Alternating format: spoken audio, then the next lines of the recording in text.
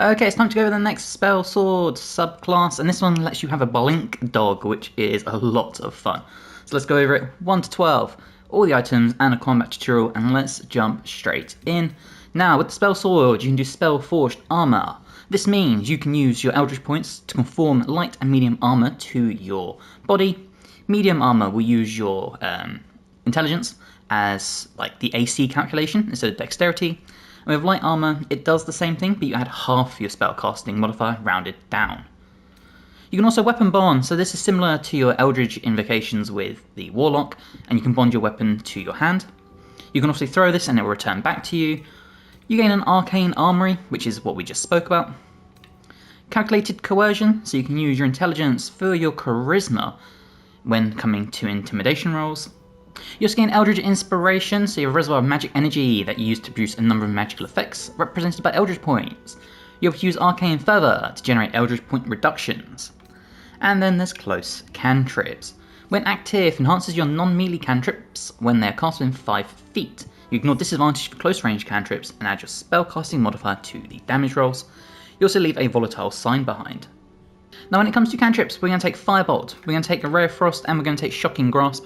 Gives us 2 ranged spells, 1 melee, and we gain 3 different damage types. Now obviously having close cantrips doesn't really matter with the ranged and close up, but I do like the spread of damage types.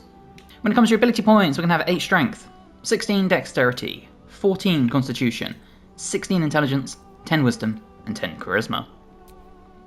And then for your proficiencies, take whatever you feel like you need for your playthrough. Spellsword level 2 gives you some first level spell slots and Arcane Strike. So Arcane Strike, enhance a bonded weapon by channeling a damaging cantrip onto it. On its next hit, the normal cantrip damage and effects will be added to the weapon damage. Now you can only do this on a bonded weapon, so please bear that in mind. We gain spells now, so the first one we're going to take is Shield, nice reactionary spell, so we can use this to avoid taking damage by increasing our armor class by 5. We're also going to take Thunderwave because I love this spell, great for pushing enemies off of ledges, beams, balconies, and it's a quick way to just end fights. And then when it comes to your fighting style, we are going to take the Arcane Warrior.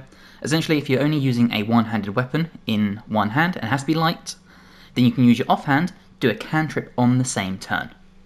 Spellsword level 3, Blink Tactics. Now, we get this, thanks, as I press the wrong button, to the spellsword itself. The rest of this is from the next subclass, but this isn't what we're going to be taking. But with Blink Tactics, we're able to harness energy to fuel teleportation. Anytime you cast a spell or consume a spell slot, you gain Ethereal Pirouette.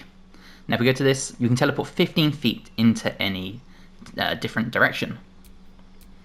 Now we gain one more spell, so for this one we are going to take the Armor of Agathis. Great spell to add temporary hit points, and if you get hit by a melee attacker, they'll take the equivalent cold damage.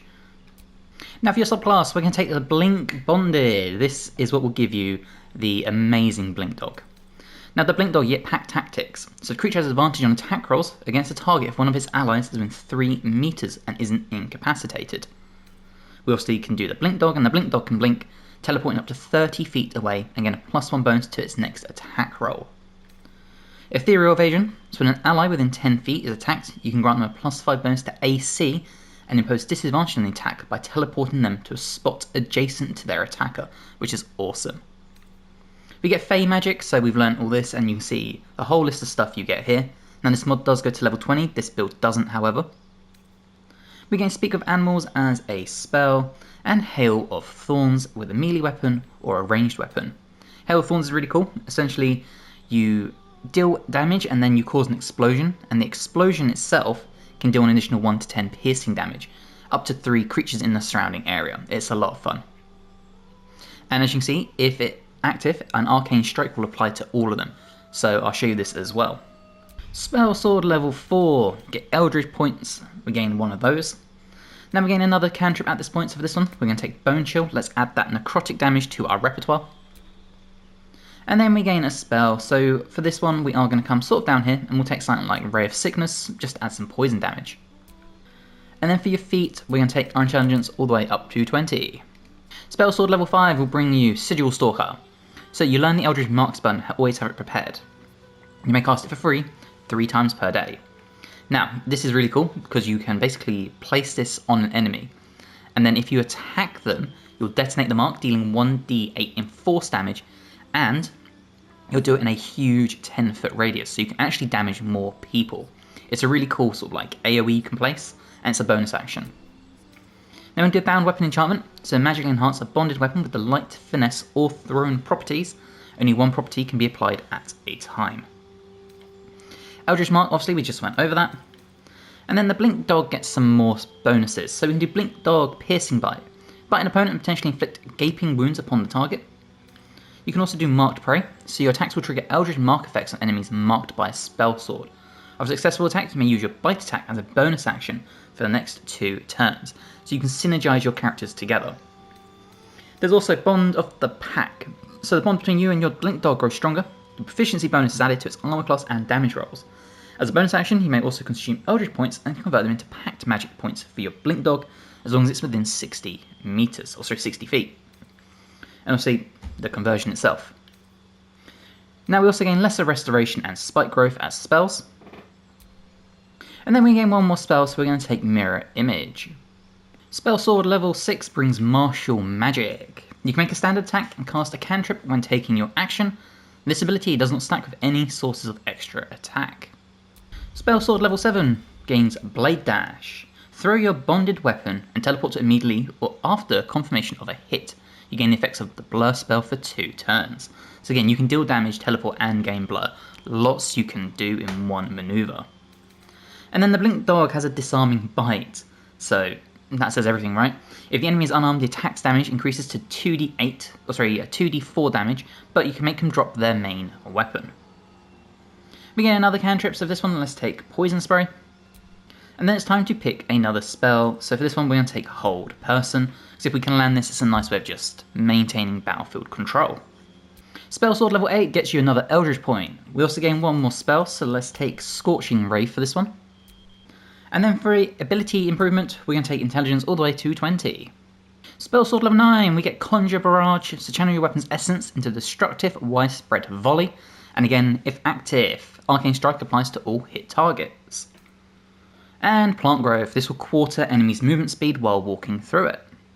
Now we gain one more spell, so for this one we're going to take the Glyph of Warding. I love using this as like a big bomb you can just place down. Spell Sword level 10, another Eldritch point and Arcane Bite. So when you imbue your weapon with an Arcane Strike cantrip, your Blink Dog's attack is also enhanced with the same effect if it's within 30 meters.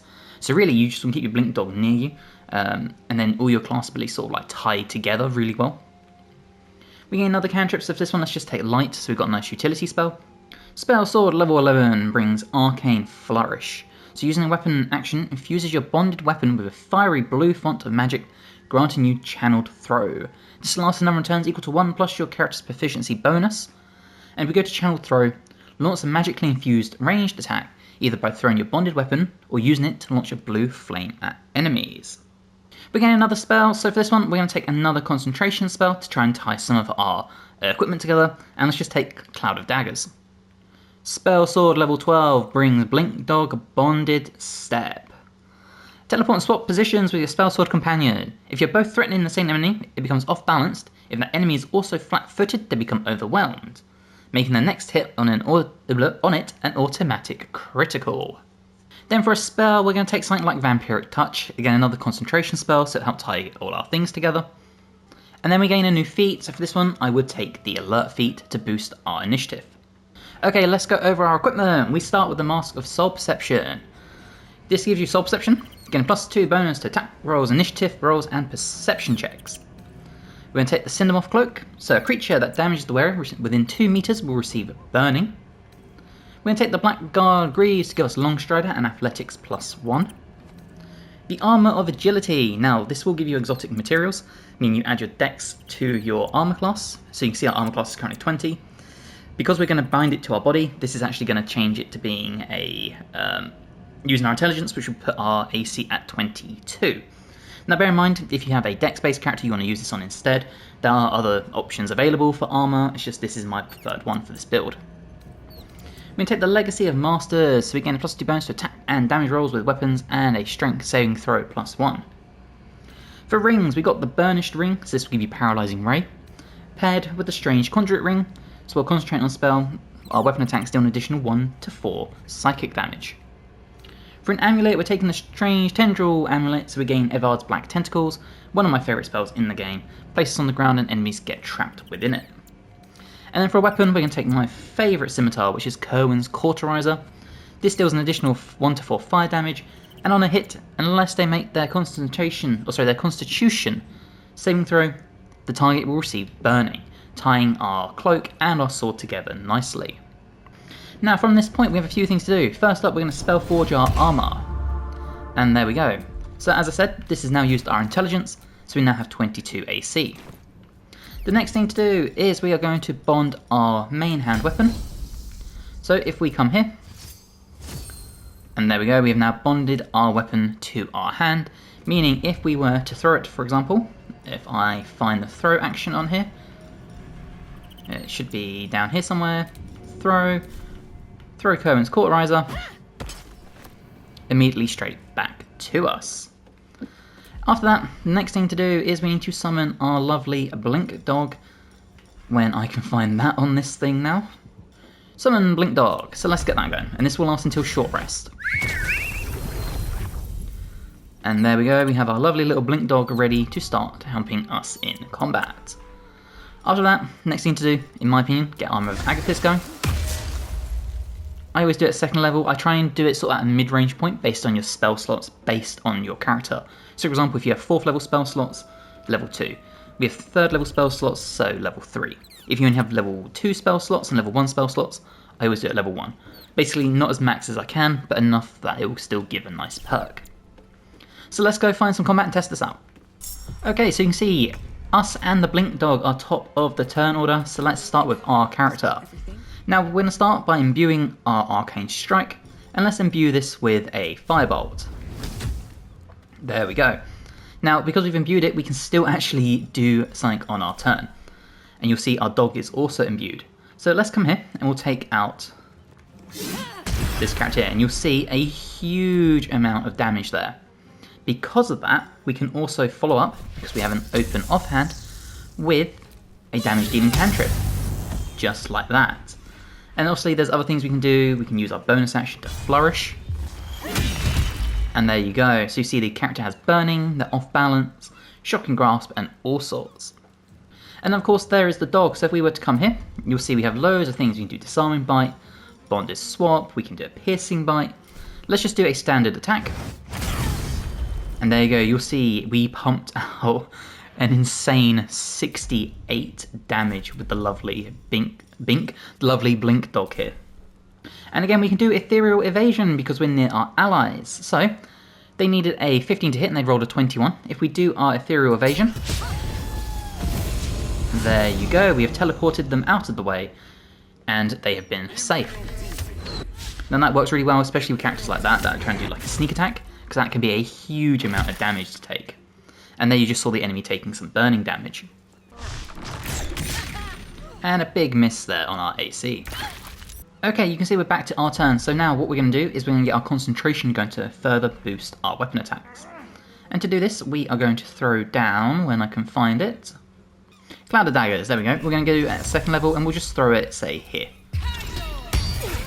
There you go. Now, I knew we were going to kill that dude, but I just want to get the concentration going. Because what this also means is we can move up here.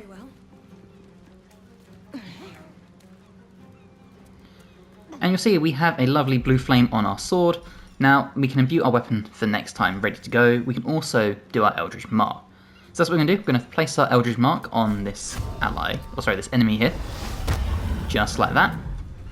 And then eventually we can come in here and we can start doing some more of our abilities. What we will do is we will imbue our Arcane Strike, and let's do Poison this time. And there we go, and now we're all set up for next turn. Now again with the dog has some really cool things, so let's do a Disarming Bite this time. Now unfortunately they made their save there, so they didn't drop their weapon, but they did take 22 points of damage. And again we can do another Ethereal Evasion.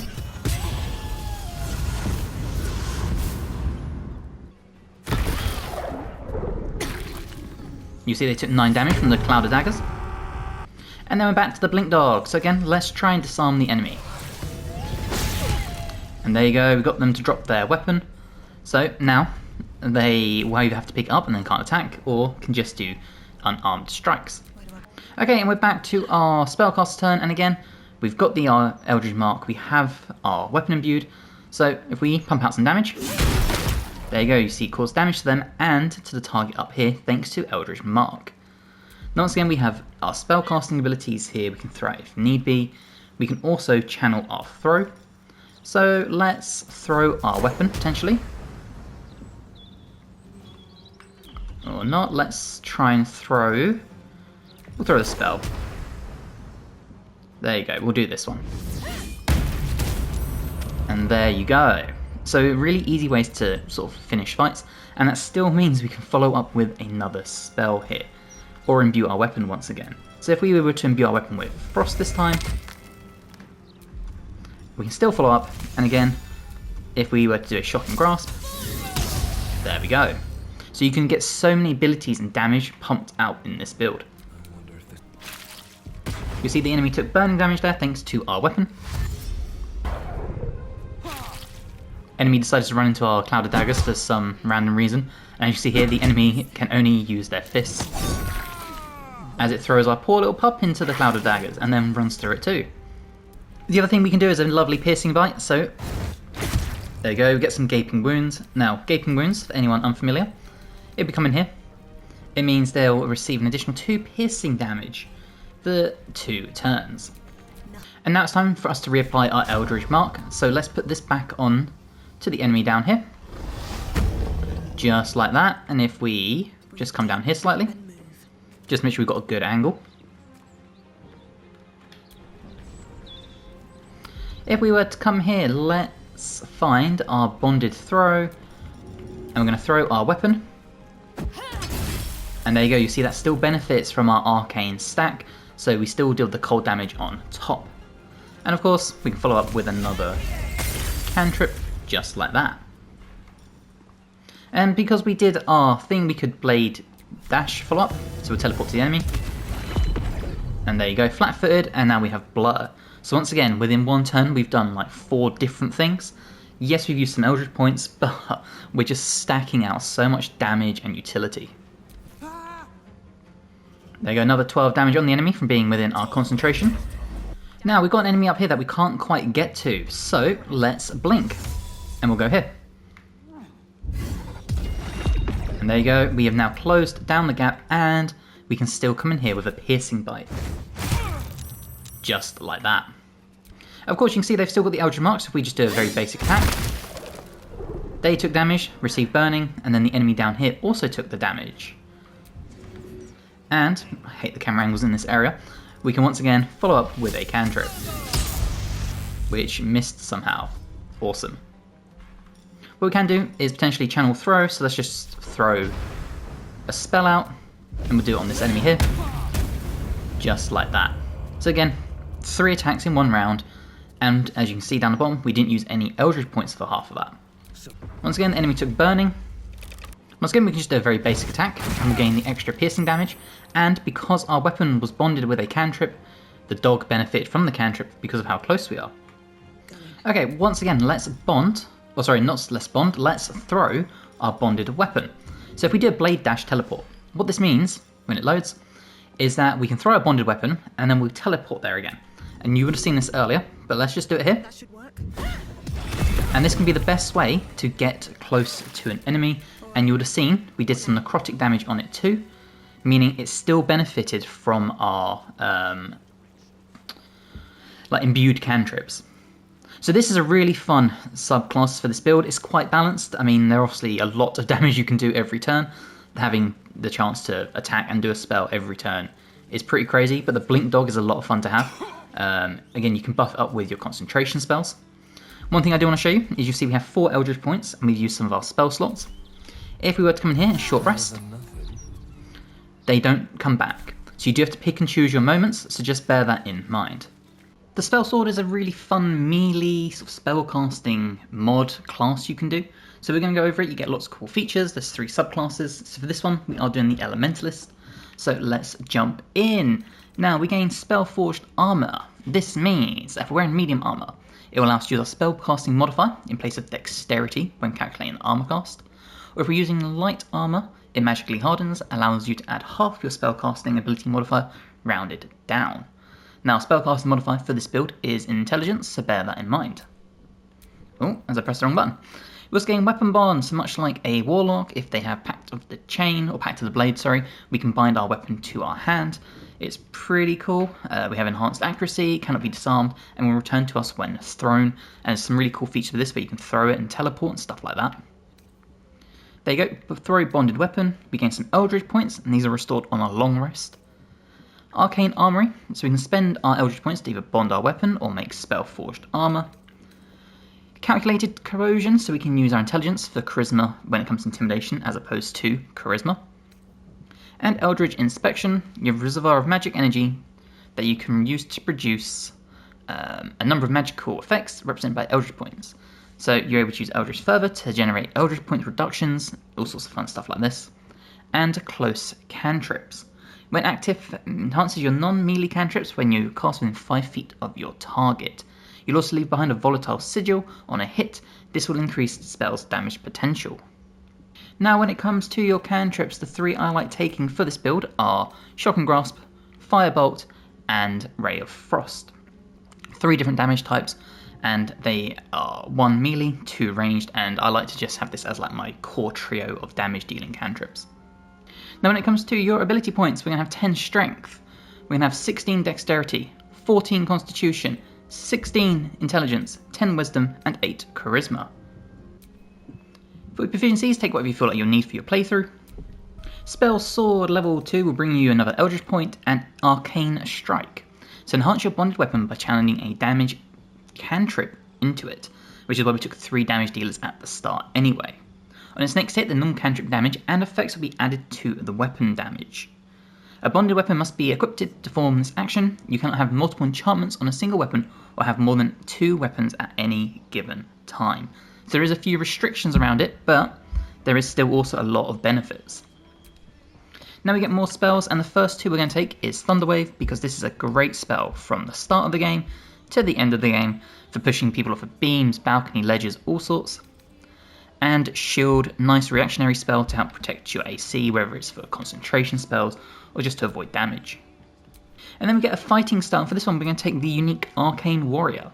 After attacking an enemy with a light one-handed weapon in one hand, you can cast a bonus action Swift Cantrip with your empty offhand. Spell Sword level 3 will bring you another Eldritch point, and you get 1 spell slot which is restored on a long rest.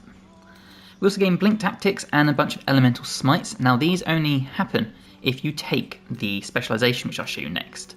Before that, we do have 1 more cantrip to choose from, and for this one we are going to take the Armor of Agathis, gain temporary hit points, as well as when we get hit, the melee attacker will take the equivalent of cold damage. And that brings us to our Elementalist. Now, as I said, a bunch of smites when it comes to this. We have Elemental Smite, so sacrifice a spell slot to deal an elemental attack. Very, familiar if you play as Paladin or whatever. We gain Booming Smites. This will deal thunder damage, and if they fail their save, they'll get knocked back 10 feet and possibly prone. We have Fiery Smite, which will make targets blind as well as deal fire damage. Shocking Smite, which obviously being lightning, and this will stun a target. Corrosive Smite, so obviously acid, and this can cause them to be affected by feeble, acid, or nauseated. Frigid Smite, so this will deal cold damage, and in turn will cause paralysis and chilled. And as we go through, there are more things we can pick up when it comes to this class. Spell Sword level 4 is where we get our first feat. Now for that we get 1 more spell for this one. We're going to take Light as a nice little utility based spell. We gain 1 more spell slot at this point as well, so let's take Longstrider. Okay, we get a feat at this point, so for this we're going to take the ability score improvement and bump our intelligence up to 18. Spell Sword level 5 brings Sigil Stalker. So you learn the Eldritch Mark spell and have it always prepared. You may cast it for free 3 times per day, and this increases as you gain Spell Sword level. Now Eldritch Mark basically means striking an enemy with close range to the attack will detonate the mark and deal an additional 1 to 8 force damage in a 10-foot radius. So it's really cool, it's just basically free damage every 3 times a day. We also gain a Bound Weapon enchantment, so Measuring enhance a bounded weapon with light, finesse, or thrown properties. Eldritch Mark, which we just went over, and a free cast of it. We gain one more spell at this point, so let's take Mirror Image to boost our AC. And that brings us to Spellsword level 6 and Martial Magic. You can make a standard attack and cast a cantrip when taking your action. This ability does not stack with any sources of extra attack. So we can attack and cast a cantrip in one round. Spellsword level 7 brings Blade Dash. Throw your bounded weapon and teleport immediately after. Or, after confirmation of a hit, you gain the effects of the Blur spell for 2 turns, and this is a really nice feature. We gain one more cantrip, so for this one let's take Minor Illusion for some battlefield utility. And we gain another spell, so let's take Scorching Ray. Spellsword level 8 brings Eldritch Point. Now we gain another cantrip, another spell, so let's take Misty Step to help us get around the battlefield. And then we're going to take the ability improvement, and we're going to take our intelligence up to 20. Spellsword level 9 brings another Eldritch Point. Now we gain more spells, so the first one we're going to take is the Glyph of Warding. I love this, it's basically like a big old AoE nuke. Usually you place it down, enemies would step into it, then it would trigger. We can actually place it down on top of a bunch of enemies and it will trigger at the end of our turn, damage dealing as much as possible. Spellsword level 10 brings Elemental Blade, so we can imbue your bounded weapon with elemental power. It deals an additional 1d8 to your weapon attack in an element of your choice, and this value increases as you gain Spellsword levels. We gain one more cantrip, so let's take the Bone Chill now to get that necrotic damage. And Spellsword level 11, Arcane Flourish. Using a weapon action infuses your bounded weapon with a fiery blue font of magic, granting you Channeled Throw. Channeled Throw basically means you can launch a magically infused range attack, either by throwing your bounded weapon or using it to launch a blue flame at enemies. Now we gain one more spell, so let's take Lightning Bolt. Spellsword level 12 brings another Eldritch Point, and one final spell for us to use, and for this one we're going to take Stinking Cloud, nice concentration spell you can throw down to ensure enemies can't take actions. And then we gain one more feat, and for this one we're going to boost our weapon attacks, as I was trying to say, with Savage Attacker. Because our attacks are going to be trying to be a little bit a combination of magic and melee, we're going to boost our melee damage as much as possible to ensure that we roll the highest damage we can when rolling dice. When it comes to equipment, we're going to be using Savrok's Horned Helmet. This will reduce our critical number down by 1 to 19, and mean we get dark vision up to 3 meters or 15 if we already have it. Constitution saving throw is +1, and we cannot be frightened or afflicted with emotion-altering conditions. For a cloak, we're going to take the Cindermoth Cloak, so any attacker that hits us in melee will receive burning, and this will tie in with our weapon. For boots, we're going to use the Space Hunt boost to give us a use of Dimension Door, because Dimension Door can be very helpful. We're going to take the Armour of Agility. Now, this gives you exotic materials, meaning that we add our Dexterity to our armour class. However, we're going to bind this to our body, meaning it's going to use our intelligence. So you can see our armour class is currently 20, it will go up to 22, and I'll show you that. We're going to take the Helldust Glove, so +1 bonus to spell attack rolls and spell save DC, as well as a 1 to 6 fire damage on our weapon attacks. For a ring, we're going to take the Burnished Ring to give you a use of Paralysing Ray. We're going to take the Killer's Sweetheart, so when you kill a creature, your next attack will be a critical hit. And we're going to pair that with the Moondrop Pendant, so if we have 50% hit points or less, we won't provoke opportunity attacks. And then to tie it all off, we're going to use my favourite sort of scimitar in the game, and that is Kerwin's Cauterizer. Deals fire damage, and on a hit, we can start causing burning unless they pass a Constitution saving throw. Now, with all that being said, we are obviously going to have to start doing some stuff. So the first thing we're doing is we're going to bind our main primary hand weapon with our Eldritch Point. And there you go, you'll see we've gone from 14 down to 13. And then the next thing we're going to do is Spell Forged Armour. So this will now boost your AC to 22. After this, we are then going to use one of our spell slots. And I would personally do a level 2 one, just to get Armour of Agathis. And there we go. So let's go and find some combat and test this out. Okay, we're in combat, and you can see we are sadly quite down the turn order, but that's okay. Okay, so let's start doing some stuff, and as you can see, we can have a bunch of abilities. So let's just start cracking this out. We're going to start with an Eldritch Mark. Now this will use your bonus action, but we're going to Eldritch Mark. Let's Eldritch Mark Skeeve. There we go. This means that when we attack them, it's going to cause mass damage. Meaning we can do one of our lovely arcane strikes. So let's just throw out, we'll do a main hand attack. I can't reach the destination. Can I jump over? No, I can't. Well, that's a little annoying. We'll come back to him. We've got 4 turns. For now, though, let's just do a very regular attack so you can see what's happening. There you go. So you see we did our first attack, and then we can follow up with a spell. Just like that. So, again, what this will do is mean you can cast a bonus action spell, like your Arcane Mark. You can then attack with your main weapon and do a cantrip because we have a empty offhand. So bear that in mind. Okay, and now it's time to start dealing some damage, like I said. Now, we've got our Arcane Mark here, so we're going to show that off. And there you go, you see it exploded, we caused damage to the target and then the ally near. What this also means is if I can fix the dodgy camera angles, we once again can follow up with another spell. So let's do our Elemental Blade as a bonus action, and we'll make it lightning. Now, because we've done that, that was a bonus action, we still have another spell we can throw out. So again, let's just do another Shocking Grasp, and there you go. You can really pump out the damage here. So you see they took 3 burning damage there. And then it's back to our turn, and don't forget we have our awesome smites we can do. So for this one, let's just do a Shocking Smite, it's the first one I found. And there you go, a huge amount of damage. And again, we can follow this up with a spell, so let's throw out a Raise of Fire.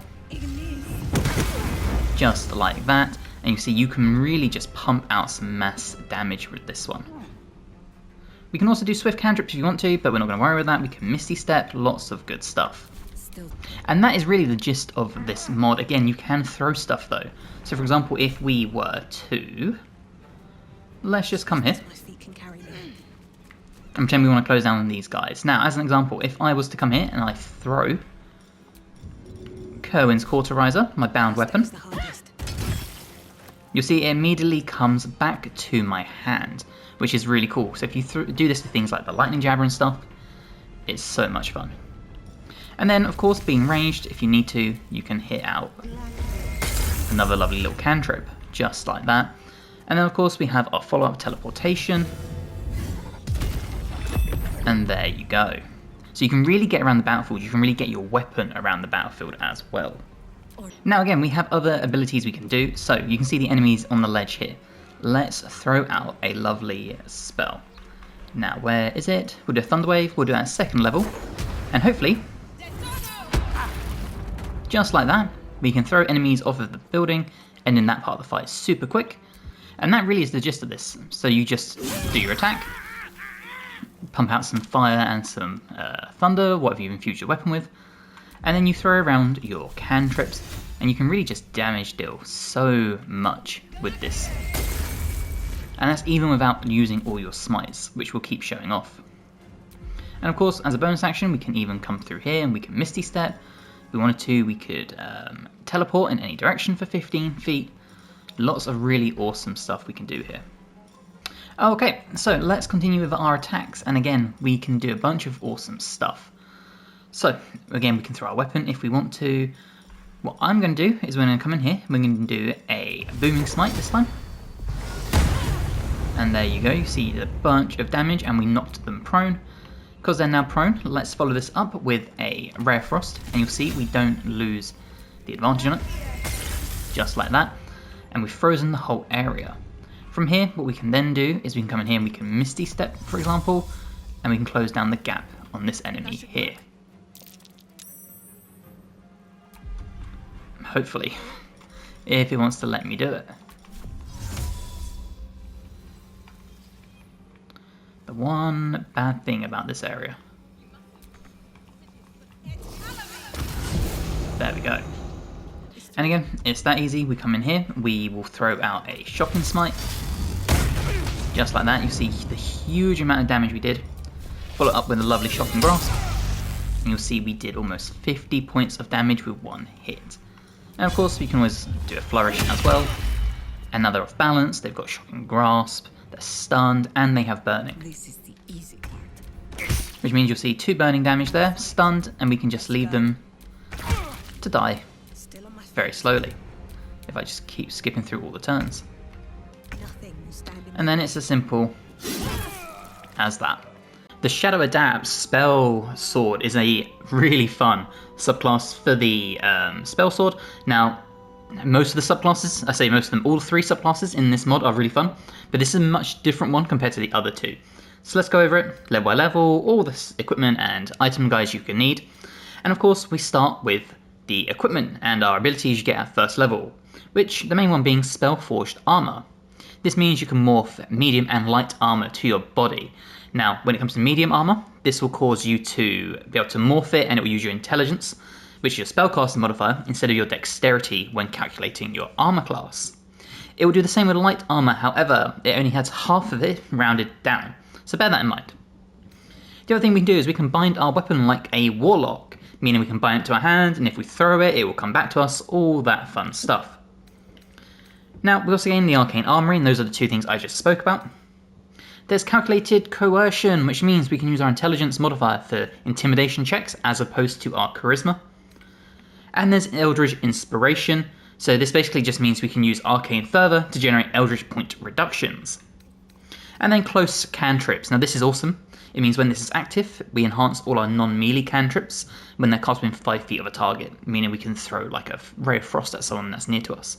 You ignore disadvantage for close range, and we add our spell casting modifier to the damage rolls.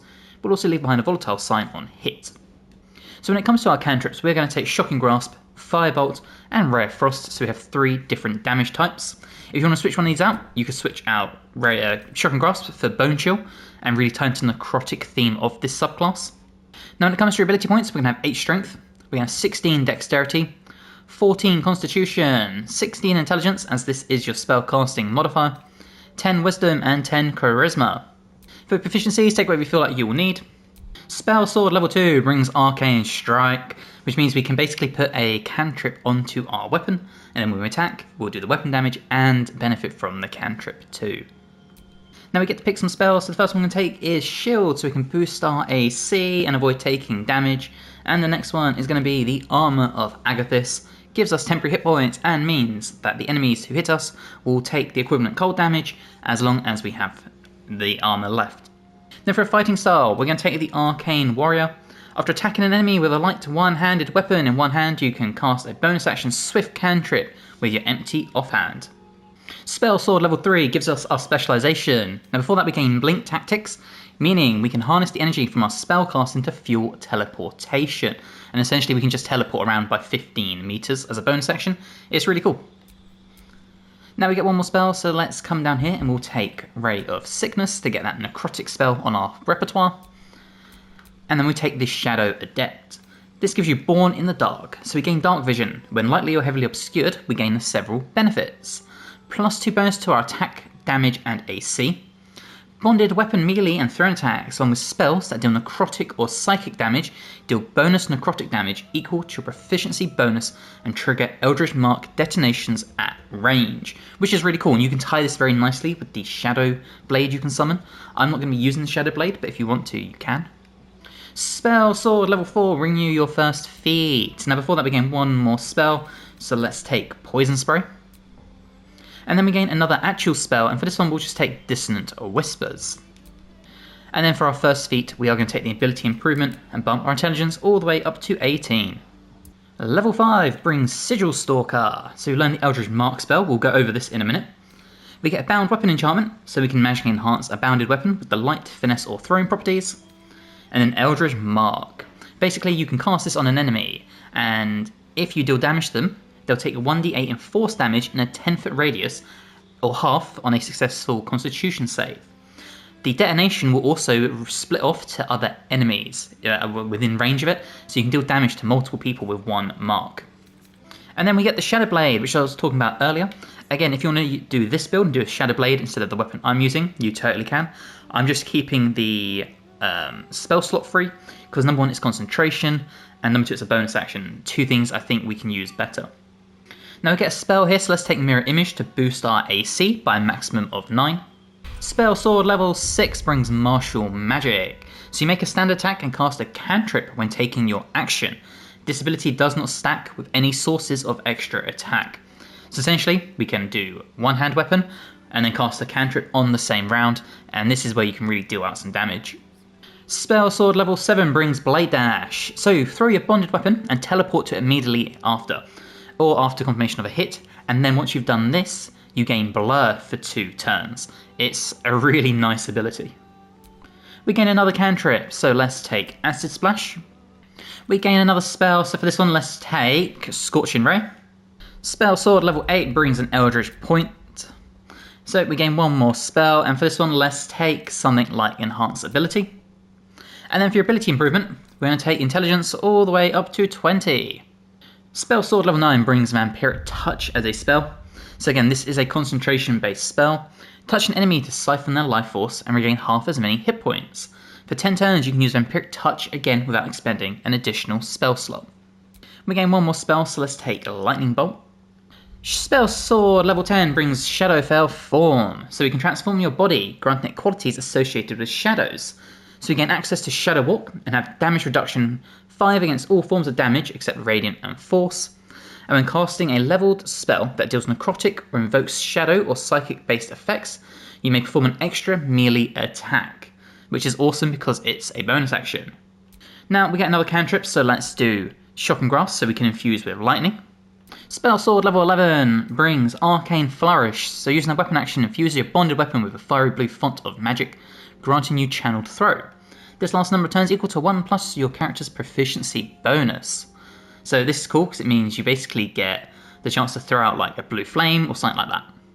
Now we get another spell, so let's take the Glyph of Warding. Spell Sword level 12 brings a new feat. Now for this we also gain more spells, so let's just take a Witch Bolt. And then for a feat we are going to take the Alert feat so we can boost ourselves up the initiative order. Okay, when it comes to equipment, we're going to start with Savarok's Horned Helmet. So you gain Dark Vision up to 3 meters or 15 if you already have it. We cannot be frightened or be altered with emotion altering conditions. Constitution saving throws +1 and reduces the number we need for a critical from 20 to 19. We're going to take the Flesh Melter Cloak because I think acid really ties into the theme of this build well. The Blackguard Greaves, so we gain Longstrider. The Armour of Agility. Now, this will give you, as it says, a 20... it will give you a... you add your dex to your initiative, or not your initiative, sorry, to your armor class, if I can get my words out, thanks to exotic materials. However, we're going to bind it to our body, so it will give us more eventually, if that makes sense. I'll show you. I can't get my words out right now for some reason. For gloves, we're going to take the Helldust gloves, +1 bonus to spell attack rolls and spell save DC, as well as an additional 1 to 6 fire damage on our weapon attacks. The Ring of Twilight, so we gain a +1 bonus to armor class while obscured. The Crypt Lord Ring, so we can summon allies, that seems to fit this build. The Surgeon Subjugation Amulet, so when we score a critical hit, we can paralyze a humanoid for 2 turns. And for a weapon, I like the Murderous Cut. This weapon deals an additional 1 to 4 piercing damage against targets with 50% of their hit points or less. So you'll see our armor class is 20. Now, if we were to go into the shadows, and you can see on the bottom left it tells you, we go up to a 23, so just bear that in mind. Now, we have a few things to do, so let's spell Forge our armor. Now this will use your intelligence instead of your dex, and as you see our armor class is sitting at 25 because we're obscured. Other thing we need to do is find our weapon. Just like that. And I like casting the Armour of Agathis. We'll do it at 2nd level. And there you go. Got temporary hit points and we have damage being dealt if someone attacks us. So let's go find some combat.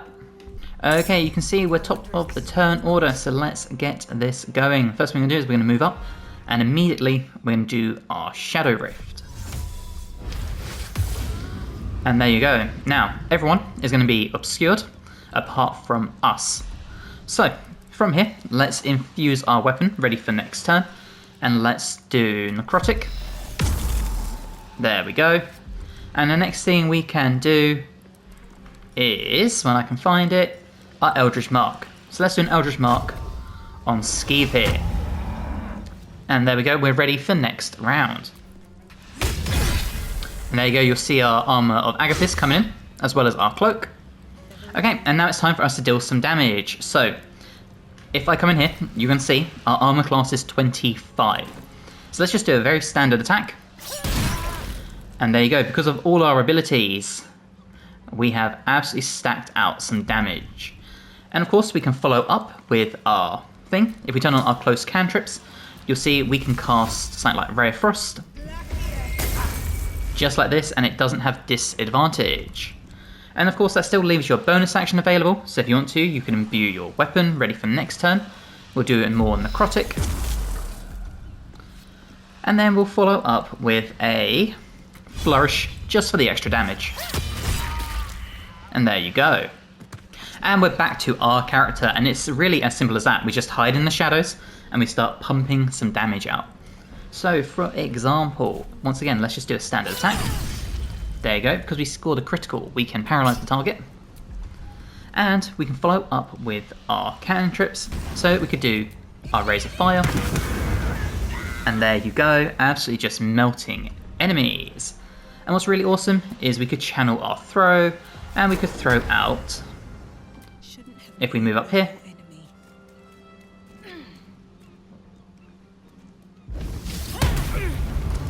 something like that.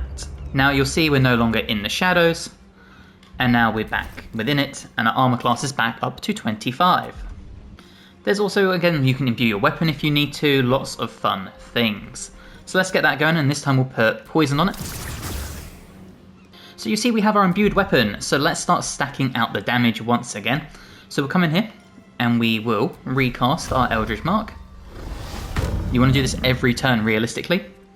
We are then going to, when I can find it, we'll do our Blade Dash, immediate teleport. Should get started.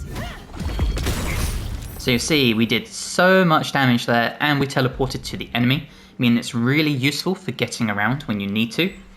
And we'll follow up with an Acid Splash, which they saved.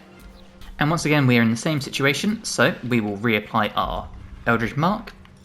We get to reapply this for free, don't forget, for a few turns. If I can actually target the enemy, there we go. And what we're going to do is we've imbued our weapon, so let's do that real quick. And